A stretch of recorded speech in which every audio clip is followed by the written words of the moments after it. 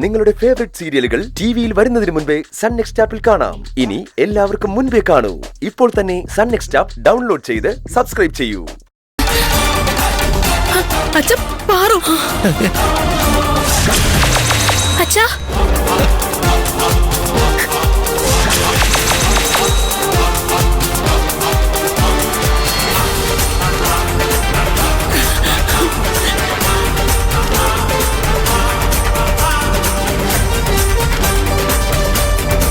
മോളെ പാറു,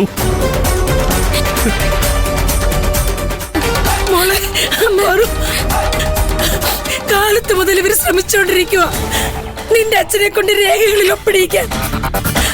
പൈസയായിട്ട് പാറു വരൂന്ന് പറഞ്ഞപ്പോ ഈ രുദ്രപ്രതാപൻ പറഞ്ഞ എന്താണെന്നറിയോ? നീ അച്ഛനെ പറ്റിക്കാൻ വേണ്ടി കള്ളം പറയുവാണെന്ന്. പാറു കള്ളം പറയാറൊക്കെ ഉണ്ട്. സത്യം പറഞ്ഞാൽ പിടിച്ചു നിൽക്കാൻ കഴിയില്ലെന്ന് തോന്നുന്നിടത്ത് പാറു കള്ളം പറയാറുണ്ട്. പക്ഷേ ഇതെന്റെ അച്ഛനാ. മക്കൾക്ക് വേണ്ടി മാത്രം ജീവിക്കുന്ന, മക്കൾ കാരണം ഒരുപാട് വേദനകൾ സഹിച്ച് എന്റെ അച്ഛനോട് ഞാൻ തല പോയാലും കള്ളം പറയില്ല.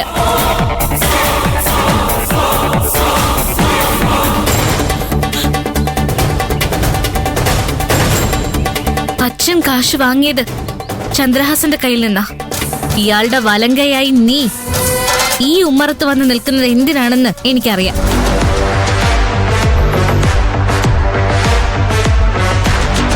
നാല് ഭാഗത്ത് നിന്നും വളഞ്ഞു പിടിച്ച ശ്വാസം മുട്ടിച്ച പാറുനെ നിനക്ക് കെട്ടിച്ചു തരുന്ന എന്റെ അച്ഛനും അമ്മയും നിനക്ക് വാക്ക് തരുമെന്ന പ്രതീക്ഷയിലല്ലേ ഇയാളുടെ കൂടെ നീ ഈ ഉമ്മറത്ത് വന്ന് നിൽക്കുന്നത്?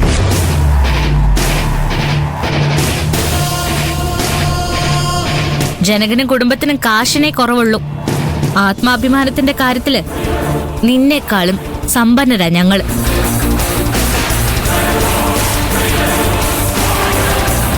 അത് മനസ്സിലാക്കിക്കോ. പാറുവിന്റെ കഴുത്തിൽ ചാർത്താൻ വേണ്ടി നീ താലി പണിയിപ്പിച്ചിട്ടുണ്ടെങ്കില് നിന്നെ കുഴിവെട്ടി അടക്കുന്ന കാലത്ത് അതും അതിലിട്ട് മൂടിയാ മതി.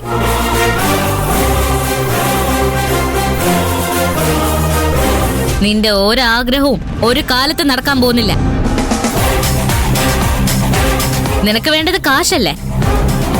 നീ ആവശ്യപ്പെട്ട 10 ലക്ഷം രൂപ ദേ ഇതിലുണ്ട്.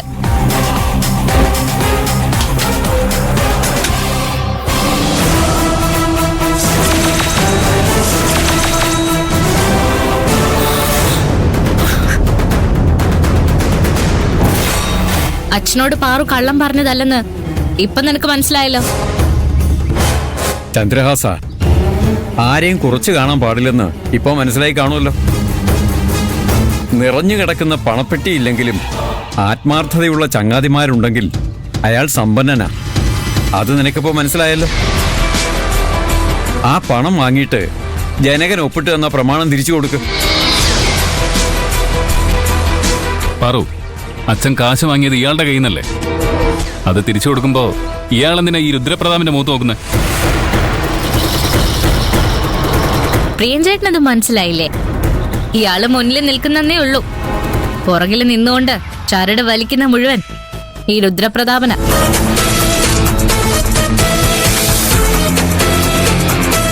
ഇതാ കാശ്. രുദ്രപ്രതാപനോ ചന്ദ്രഹാസനോ ആരെങ്കിലും ഇത് സ്വീകരിച്ച് ഭൂമി പണയം വെക്കുമ്പോ അച്ഛന്റെ കയ്യിൽ നിന്നും ഒപ്പിട്ട് വാങ്ങിയ കടലാസ് തിരിച്ചുതാ. പാറു, നിന്റെ അച്ഛനും ചന്ദ്രഹാസനുമായിട്ടുള്ള പ്രശ്നത്തിലെ മുതലാളി എന്തിനാ വലിച്ചഴിച്ചത്? ഇനി മുതലാളിയെ കുറിച്ചൊരു അക്ഷരം പറഞ്ഞോണ്ടല്ലോ. രുദ്രനെ പറ്റി പറയുമ്പോ നീ എന്തിനാ ചൂടാവുന്നേ? പാറു പറയുന്നത് കേട്ടിട്ട് രുദ്രൻ മിണ്ടാതെ നിൽക്കുന്ന കണ്ടില്ലേ?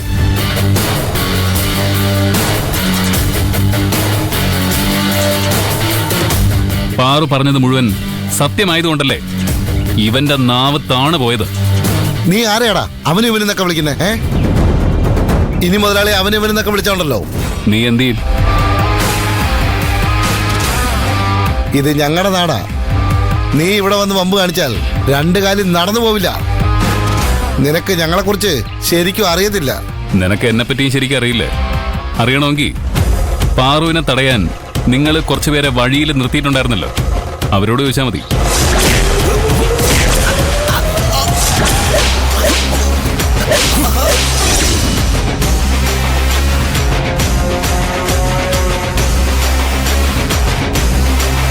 വേദനയ്ക്കുള്ള കുഴമ്പ് പുരട്ടുന്നതിനിടയിൽ അവര് വിശദമായിട്ട് പറഞ്ഞു തരും. പോയി ചോദിച്ചു നോക്ക്. കൂടുതൽ വഴക്കും പ്രശ്നങ്ങളും ഉണ്ടാക്കാതെ പണം വാങ്ങി നിങ്ങൾ തമ്മിലുള്ള ഇടപാട് തീർക്ക്. അച്ഛാ, അച്ഛൻ കൊടുത്താ മതി. ജനക കൈമാറ്. നിൽക്കച്ച, കൊടുക്കാൻ വരട്ടെ. ആദ്യം ഒപ്പിട്ട് കൊടുത്ത കടലാസ് എന്റെ കയ്യിൽ തരണം, എന്നിട്ട് ഈ കാശ് വാങ്ങിക്കോ.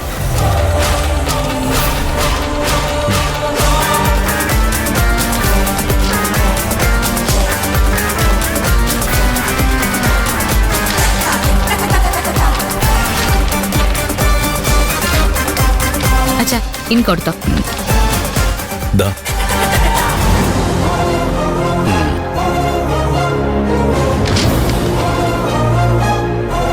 ഇതോടെ അച്ഛനും നിങ്ങളും തമ്മിലുള്ള ഇടപാടുകൾ അവസാനിച്ചു.